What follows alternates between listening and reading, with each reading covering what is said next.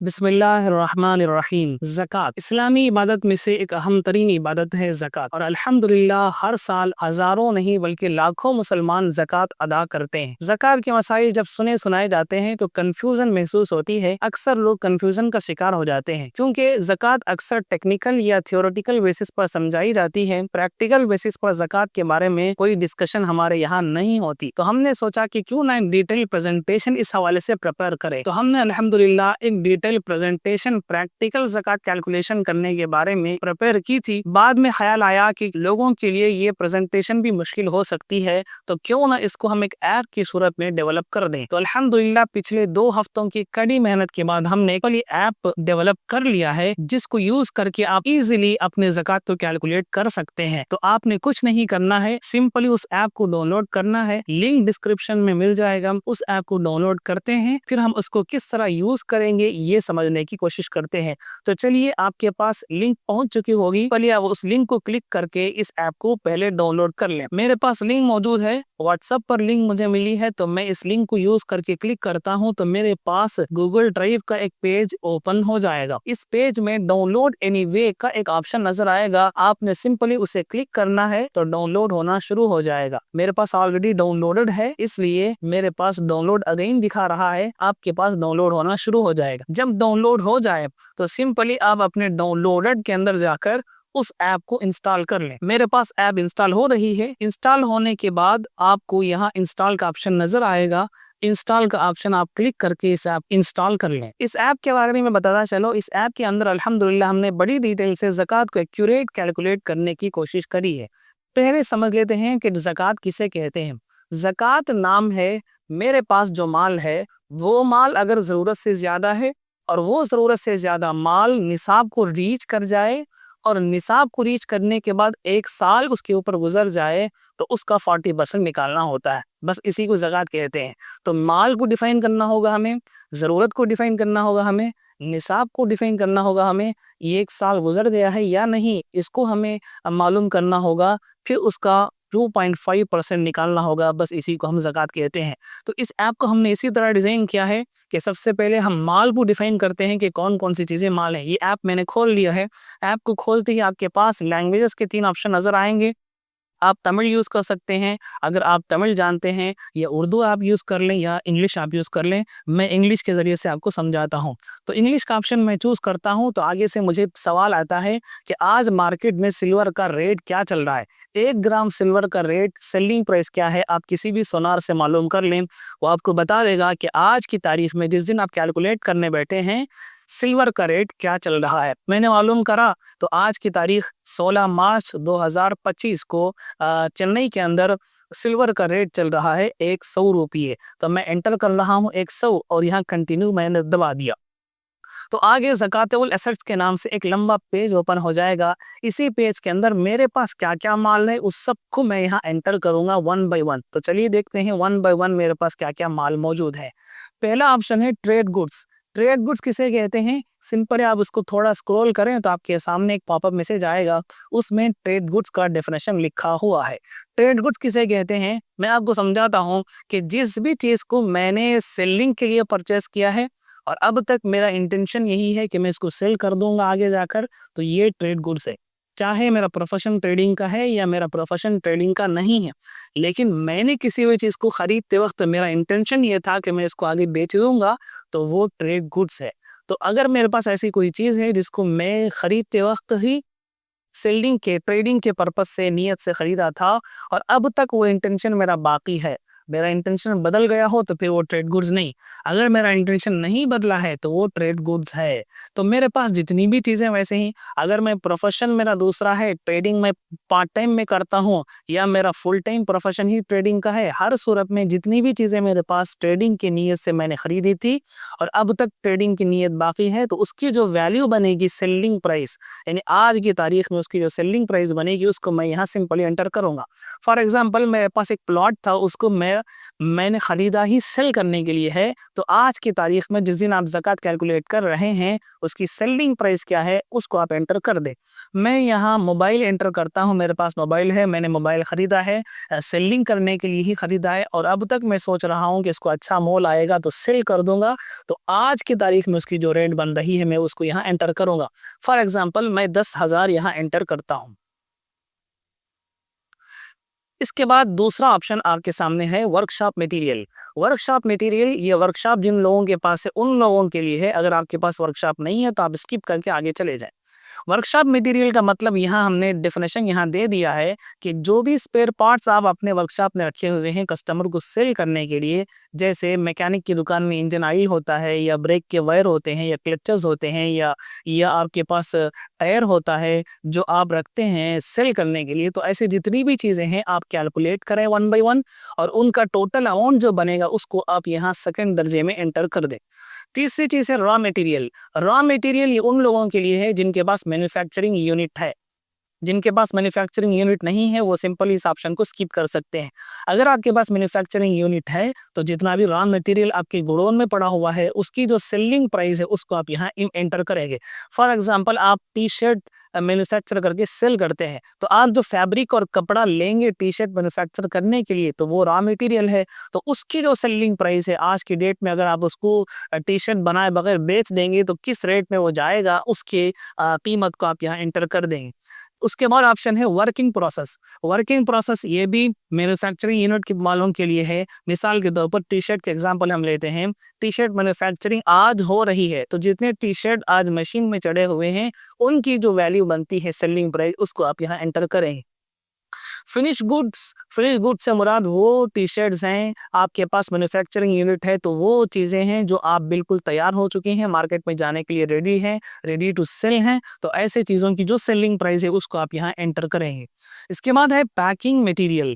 Packing materials आप example T shirt की पकड़ते हैं, टी शर्ट आप बनाकर वैसे तो नहीं बेचेंगे, आप उसको कवर में पैक करेंगे, बेहतरीन कवर उसके अंदर आप लगाएंगे और आप उसके अंदर गत्ते लगाएंगे, तो गत्तों की और जो कवर है उनकी जो कास्ट पड़ती है उन सारी कास्ट की जो सेलिंग प्राइस है उसको आप यहाँ एंटर करें। इसके बाद ऑप्शन है वेस्टेज। ये भी मैन्युफैक्चरिंग यूनिट वालों के लिए है।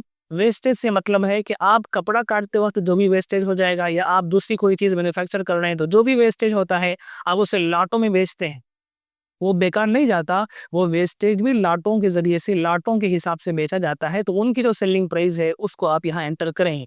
इसके बाद है डेड स्टॉक। डेड स्टॉक का मतलब है कि ऐसा स्टॉक जो आपके गोडाउन में पड़ा हुआ है, सेल नहीं हो रहा है लेकिन उसकी वैल्यू है, वो कभी ना कभी सेल हो जाएगा, तो ऐसे स्टॉक को डेड स्टॉक कहते हैं। तो उसकी जो वैल्यू होगी, अगर आप उसकी वैल्यू निकाल सकते हैं तो आप खुद निकालें, अगर आप नहीं निकाल सकते हैं तो जो माहिर हैं, जो इस फील्ड के अंदर एक्सपर्ट्स हैं, उनको आप बुलाकर उसकी वैल्यू निकालें और उसकी वैल्यू को यहाँ एंटर करें। तो ये सारी चीज़ें आप एंटर कर देते हैं तो अगला ऑप्शन आपके पास है गोल्ड का। अगर आप ट्रेडिंग नहीं करते हैं तो सिंपली आप ऊपर के पूरे ऑप्शंस को स्किप कर सकते हैं, अगर आप ट्रेडिंग करते हैं तो ऊपर के पूरे ऑप्शन को आप फिल करें। इसके बाद है गोल्ड। गोल्ड के अंदर बहुत सारी कैटेगरीज हैं, उन सारी कैटेगरीज को हमने लिख दिया है। मेरे पास जो भी गोल्ड्स हैं उनकी जो वैल्यू बनेगी मार्केट के अंदर, सेलिंग वैल्यू, उसको मैं लिखूंगा। पहला है बर्तन। बर्तन का मतलब है कि मेरे पास गोल्ड के बर्तन रखे हुए हैं तो उनकी सेलिंग प्राइस मैं एंटर करूंगा। ज्वेलरीज हैं तो ज्वेलरीज का मैं सेलिंग प्राइस एंटर करूंगा। बिस्किट्स की शक्ल में गोल्ड है या कॉइन्स की शक्ल में गोल्ड है तो उसकी सेलिंग प्राइस को मैं यहाँ एंटर करूंगा। वॉचेस की सेलिंग प्राइस को मैं एंटर करूंगा अगर मेरे पास वॉचेस हैं। गोल्ड पैटर्न्स इन क्लोथिंग्स, मेरे पास कपड़े हैं, औरतों के पास साड़ियाँ होती हैं जिनमें जरी का गोल्ड का काम हुआ होता है तो उसकी जो सेलिंग प्राइस है उसको मैं यहाँ एंटर करूंगा। इसी तरह गोल्ड इन योर पोजीशन, आपके कब्जे में गोल्ड है, किसी भी पर्पज से अपनी बेटी की शादी के लिए आपने रखा हुआ है या किसी और पर्पज के लिए आपने रखा हुआ है तो उसकी सेलिंग प्राइस को आप यहाँ एंटर करेंगे। गोल्ड स्टोर्ड एज अमाना, आपने किसी के पास गोल्ड अमानत के तौर पर रखा हुआ है, फॉर फॉर एग्जांपल बैंक में लॉकर रेंट लेकर आपने अपना गोल्ड वहां रखा हुआ है, तो जितना भी गोल्ड आप रखे हुए हैं उसको यहाँ एंटर करेंगे। इसी तरह gold that is regularly used, आपके पास जो भी रेगुलरली यूज करने के लिए गोल्ड है, औरतें अगर हिसाब कर रही हैं तो उनके पास जो रेगुलरली यूज करने के लिए कान की बालियां हैं, नाक की नथनियां हैं या गले का हार है जिसको वो रेगुलर यूज करते हैं, तो उनकी सेलिंग प्राइस को यहाँ लिखें। इसके बाद ऑप्शन है सिल्वर का। सिल्वर के अंदर भी वो सारी चीजें हैं, आप अपने हिसाब से जो जो भी सिल्वर आपके पास मौजूद है उसकी सेलिंग प्राइस को यहाँ एंटर करेंगे। ज्वेलरीज है, बिस्किट्स है, कॉइन्स है, वॉचेस है, सिल्वर पैटर्न्स इन क्लोथिंग्स है, सिल्वर इन योर पोजेशन है, सिल्वर स्टोर एज अमाना है, silver that is regularly used है। तो ये जितने भी सिल्वर आपके पास है ये यहाँ आप एंटर करते जाएंगे, इसकी जो वैल्यू है उसको आप यहाँ एंटर करते जाएंगे। इसके बाद डायमंड्स है। डायमंड्स का ऑप्शन आप जब जब यूं ही टेस्ट करेंगे तो एक पॉपअप आपके सामने आएगा, उसमें डायमंड्स की डेफिनेशन दे दी गई है। देखें, डायमंड्स अगर सेलिंग के लिए हैं तो वो ट्रेड गुड्स के अंदर एंटर आप करेंगे। अगर आप सेलिंग के लिए नहीं रखे हुए हैं, आप रेगुलरली यूज करने के लिए रखे हुए हैं, तो उसके ऊपर ज़कात नहीं आती। तो डायमंड आपके पास है तो उसके ऊपर ज़कात नहीं है। अगर डायमंड आपके पास सेलिंग के लिए है तो फिर उसकी जो वैल्यू है उसको आप यहाँ एंटर करेंगे। इसके बाद है कैश। कैश के अंदर बहुत सारी कैटेगरीज हैं, आप कैश का हिसाब करें और इन कैटेगरीज को फुल फिल करें। पहली चीज है total amount in your possession, आपके कब्जे में जितना भी कैश है, आपके वॉलेट में है, आपके पॉकेट में है, आपके घर में बीरो में रखा हुआ है, तो जो भी कैश आपके पास है उसको आप यहाँ एंटर करेंगे। इसी तरह दूसरा है amount deposited in the bank, आपने बैंक में जो भी अमाउंट डिपॉजिट किया हुआ है, आपने सेविंग अकाउंट में किया हो या फिक्स्ड अकाउंट में किया हो या करंट अकाउंट में किया हो, जोन से भी अकाउंट में आपने डिपॉजिट किया है तो उसकी जो वैल्यू है उसको आप यहाँ एंटर करेंगे। बाय द वे आपको मैं बता दूं कि फिक्स्ड डिपॉजिट इस्लाम में नाजायज़ और हराम है। आप सिर्फ सेविंग कर सकते हैं ज़रूरत की वजह से, फिक्स्ड डिपॉजिट इस्लाम में हराम है। इसी तरह आपने किसी भी स्पेसिफिक पर्पस के लिए पैसे अमाउंट रखे हुए हैं, हज करने के लिए या शादी करने के लिए या बिल्डिंग करने के लिए, तामीर करने के लिए या और भी किसी भी पर्पस से आपने पैसे जमा करके रखे हैं, तो उनकी जो वैल्यू है उसको आप यहाँ एंटर करेंगे। इसी तरह उसके बाद ऑप्शन है जो पैसे आपने अमानत के तौर पर किसी के पास रखे हैं उसको आप एंटर करें। फॉरेन करेंसी आपके पास मौजूद है, फॉरेन करेंसी का जो कन्वर्शन जो रेट है उसको आप यहाँ एंटर करें। मिसाल के तौर पर आपके पास यूएसडी मौजूद है या आपके पास सऊदीया का रियाल मौजूद है या मलेशिया के रिंगिट मौजूद हैं, तो इंडियन करेंसी में उनकी जो वैल्यू बनती है उसको आप यहाँ एंटर करें। इसी तरह इंश्योरेंस आपने लिया हुआ है तो इंश्योरेंस का जो प्रीमियम आपने भर दिया है उस प्रीमियम को यहाँ आप एंटर करें। इसके बाद है मनी लेंट, जो मनी आपने किसी को कर्ज में दिया है, जो पैसे आपने किसी को कर्ज में दिए हैं वो जेन्युइन बंदा है, कर्ज वापस लौटा देगा, तो वो जो कर्ज आपने दिया है उसको आप यहाँ एंटर करें। इसी तरह गवर्नमेंट के सर्टिफिकेट्स में आपने इन्वेस्ट किया हुआ है, सिक्योरिटी बॉन्ड्स में आपने इन्वेस्ट किया हुआ है, तो जो इन्वेस्ट आपने किया हुआ है उसकी एक्चुअल अमाउंट को आप यहाँ लिख दें।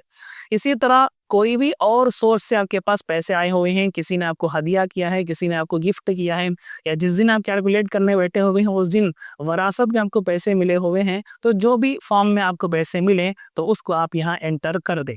इसके बाद ऑप्शन है आपने चिट फंड में अगर इन्वेस्ट किया हुआ है और वो चिट फंड में जो आपने इन्वेस्ट किया है आपकी चिट्ठी अभी नहीं खुली है, आपका नाम अभी नहीं आया है, आप बस इन्वेस्ट कर रहे हैं, आप अभी अपनी प्रीमियम भर रहे हैं, अपने इंस्टॉलमेंट्स भर रहे हैं, तो जितने इंस्टॉलमेंट्स आपने भर दिए हैं अगर आपके नाम की चिट्ठी अभी नहीं आई है तो फिर आपने जितने भी भरे हुए हैं उसको वहाँ लिख देंगे।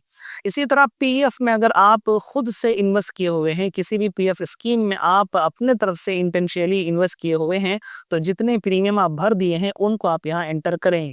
इसी तरह हलाल इन्वेस्टमेंट्स में आपने कहीं इन्वेस्ट किए हुए हैं, म्यूचुअल फंड्स में आपने लगाए हुए हैं या किसी के साथ पार्टनरशिप में आपने पैसे लगाए हुए हैं, तो जितना भी आपने लगाया हुआ है उसको यहाँ एंटर करें।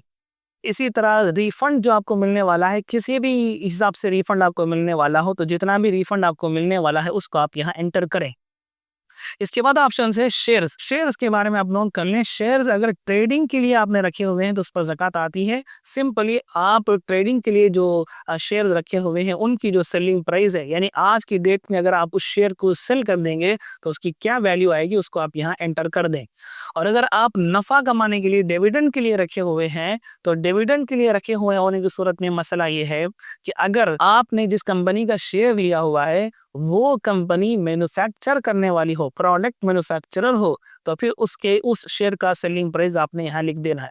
और अगर डिविडेंड के लिए आपने किसी कंपनी का शेयर रखा हुआ है, होल्ड किया हुआ है, और वो कंपनी सर्विस प्रोवाइडर है, किसी भी प्रोडक्ट को मैन्युफैक्चर नहीं करती है, तो फिर ऐसी चीज़ के ऊपर ज़कात नहीं आता। तो आप जो भी यहाँ एंटर करेंगे टोटल असेट्स में वो नंबर आपको दिखाएगा। मैंने सिर्फ 10,000 इन्वेस्ट किया, 10,000 मैंने एंटर किया था, तो 10,000 यहाँ शो हो रहा है। कंटिन्यू टू एसेंशियल नीड्स में अब आप क्लिक करें तो वो पेज आपके सामने खुल जाएगा। तो अब तक जितना मेरे पास माल था उसको मैंने असेस कर लिया है। अब इसके बाद जितनी ज़रूरतें हैं मेरी उसको मैं असेस करूँगा। सिंपली अब मैं क्या करूँगा, माल में से ज़रूरतों को माइनस करके जो बाकी बचेगा वो निसाब के बराबर हो रहा है या नहीं ये देखूँगा। अगर हो रहा हो तो फिर उसका 40% निकालूँगा, और अगर नहीं हो रहा हो तो फिर मेरे ऊपर ज़कात नहीं आएगी। अब ज़रूरतें क्या-क्या हैं इसको हम देख लेते हैं। एसेंशियल नीड्स के नाम से आपके सामने ये पेज ओपन हो गया। इसमें पहला ऑप्शन है रेंट पेएबल। आपने जो भी किराया देना है, घर का किराया है या वेयरहाउस का किराया है या शॉप का किराया है या फैक्ट्री का किराया, कोई भी किराया आपने अभी देना है तो उसको आप यहाँ एंटर करेंगे। एम्प्लॉइज़ की सैलरी आपके ऊपर बाकी है, आपने एम्प्लॉइज़ की सैलरी देनी है। तो जो भी एम्प्लॉय आपके पास काम करते हैं, अगर घर में काम करते हैं तो घर वालियों की, बर्तन धोने वालों की जो एम्प्लॉय है उसकी जो सैलरी है, या आपका शॉप है तो शॉप में जो भी एम्प्लॉइज़ हैं उनकी जो सैलरीज़ हैं उसको आप यहाँ एंटर करेंगे। इसी तरह यूटिलिटी बिल्स, आपने जो भी यूटिलिटी बिल्स भरने हैं उन सबको आप एंटर करें। मोबाइल रिचार्ज करना है, गैस सिलेंडर को पे करना है, वाटर कनेक्शन लेना है, इलेक्ट्रिक बिल भरनी है, या और जो भी है, पेट्रोल का खर्च है, तो जो कुछ भी यूटिलिटीज़ आपको करीबी मुद्दत में, आप समझ लें अप्रॉक्सीमेटली 1 महीने के अंदर आपने जो जो ज़िम्मेदारियाँ पूरी करनी है, यूटिलिटीज़ भरनी है, उनको आप यहाँ एंटर करेंगे। इसी तरह अकाउंट्स पेएबल जो आपके ज़िम्मे बाकी हैं, जो अकाउंट्स आपने अभी पे करने हैं, मिसाल के तौर पर आपने किसी से कोई चीज़ परचेज़ किया था उधार में, अभी उसको पैसे देने हैं, तो वो जितने पैसे आपने देने हैं उसको यहाँ एंटर करें। टैक्सेस जो आपने अभी भरे नहीं हैं, भरने हैं टैक्सेस, तो जितने भी टैक्सेस आपने भरने हैं उसको यहाँ एंटर कर दें। इसी तरह आउटस्टैंडिंग लोन्स हैं या ईएमआईज़ हैं, तो ईएमआईज़ और लोन्स की जो भी इंस्टॉलमेंट्स आप भर रहे हैं, ये आपने एक महीने के अंदर आपने किसी का कर्ज अदा करना है, ये आपने ईएमआई ली हुई है, उस ईएमआई को भरना है, तो जितनी ईएमआई आपने भरनी है उसको आप यहाँ एंटर करें।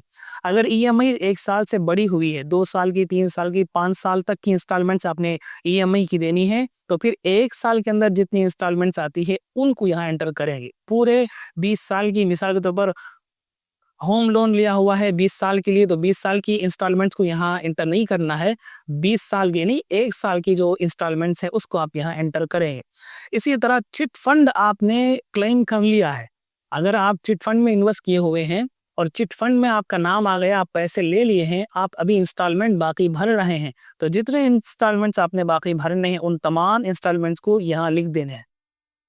इसी तरह अगर अपनी बीवी का मेहर नहीं दिया है तो बीवी का मेहर जल्दी से जल्दी अदा कर दें, अगर नहीं दिया है तो उसको यहाँ लिख देने हैं। मैं मिसाल के तौर पर यहाँ 5,000 रुपये एंटर करता हूँ, तो मेरे अकाउंट में टोटल एसेंशियल नीड्स के अंदर शो हो रहा है 5,000। तो अब मैं कैलकुलेट ज़कात पर क्लिक करूँगा तो सिंपली मेरे पास पूरा समरी सामने आ जाएगा। मेरी टोटल एसेट 10,000 है, एसेंशियल नीड्स 5,000 माइनस हो गए, नेट असेट्स 10,000 में से 5,000 माइनस हो गए तो 5,000 बाकी बचे हैं। निसाब 60 पर 1,200 है, 61,200। निसाब 61,200 है, क्योंकि हमने 100 रुपीज़ सिल्वर का एंटर किया है, तो मेरे पास ज़कात मेरे ऊपर नहीं आएगी, क्योंकि मैं निसाब के इक्वल को नहीं पहुंचता हूं। शो हो रहा है ज़कात इज़ नॉट मैंडेटरी। अब मैं चाहूँ तो शेयर एज पीडीएफ क्लिक कर कर मैं अपने इस पीडीएफ को, एक पीडीएफ आपके सामने बन जाएगा, उसको मैं अपने व्हाट्सएप पर शेयर कर ले सकता हूँ, या किसी को भी भेज कर वेरीफाई करना चाहूँ तो कर ले सकता हूँ। तो ज़कात के मसाइल को कैलकुलेशन करना अल्लाह के फजल से इस ऐप के माध्यम से बहुत आसान हुआ। आपने बहुत चिंता नहीं करनी है, सिंपली इस लिंक को क्लिक करके इस ऐप को डाउनलोड कर देना है और अपनी ज़कात को एक्यूरेट हिसाब से कैलकुलेट करके ज़कात निकाल देना है। अब ज़कात निकालने के बाद ज़कात किसको अदा करेंगे, ये एक अलग टॉपिक है। इंशाल्लाह इस पर एक अलग ट्यूटोरियल के साथ आपके सामने हाजिर होंगे। तब तक के लिए अपना ख्याल रखिएगा। बस जी, बहुत बहुत शुक्रिया। अस्सलामु अलैकुम व रहमतुल्लाहि व बरकातुहू।